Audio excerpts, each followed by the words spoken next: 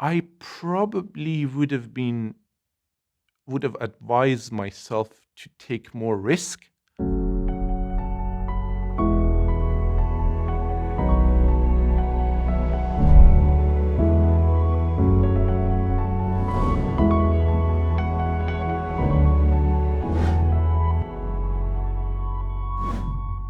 I'm Omid Shahrokhi. I'm a postdoctoral researcher here in Heriot-Watt University. I work for Research Center for Carbon Solutions.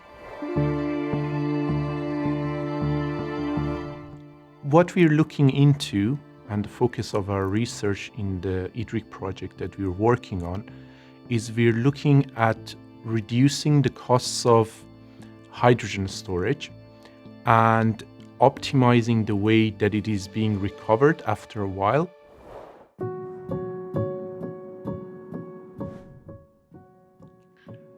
I probably would have advised myself to take more risk. I'm not the most cautious person, I would say. I've done different things in my life. Migration is one of them. It's not quite easy. Ask anyone who have migrated to a completely different country with different backgrounds and culture. But it's like, I think when you're older, you're more sad about the stuff that you haven't tried, not the ones that you have, even if they were not necessarily successful, even the mistakes. I have made quite a few mistakes when I came here, but I wouldn't change any of that. I think they were great. They were required for me to grow, and I would push myself to experience more stuff out of my comfort zone. The most important one, that's something that is still with me and I'm carrying it as a part of myself. About 10 years ago, this was the first year of my PhD, I was diagnosed with depression and anxiety. Now I've come to live with that part of myself.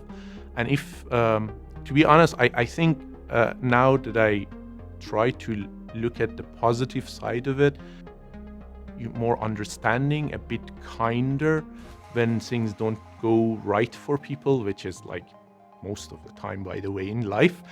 But I think that was one of the hardest ones. I have a very interesting question here from a student. It's not a very easy one to answer, but I'll do my best. So the question is, what is the disadvantage or downside of decarbonization? I wouldn't say there's a direct downside, but there is the cost. Decarbonization is not cheap, and the technologies that do exist and are being developed, they do cost a lot of money.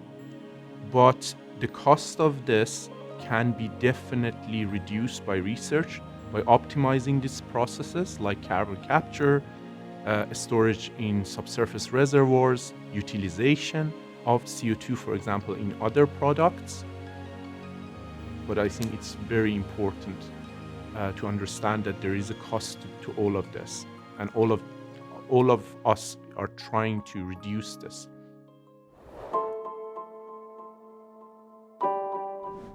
I have a certain background in reservoir engineering, so it's a very technical, specific subject. But when I attended some of the IDRIC conferences, I came across some very interesting people with very different skill sets and backgrounds. Once you try to understand, there are other ways of looking at this. This is not just about publishing a paper. It's about a community who, by changing this industry, may not survive, or if there's this much, for example, droughts in this part of the world, this may completely decimate a minority. That's what I've come to learn working with IDRIC. You need people from very different backgrounds to solve such a large problem.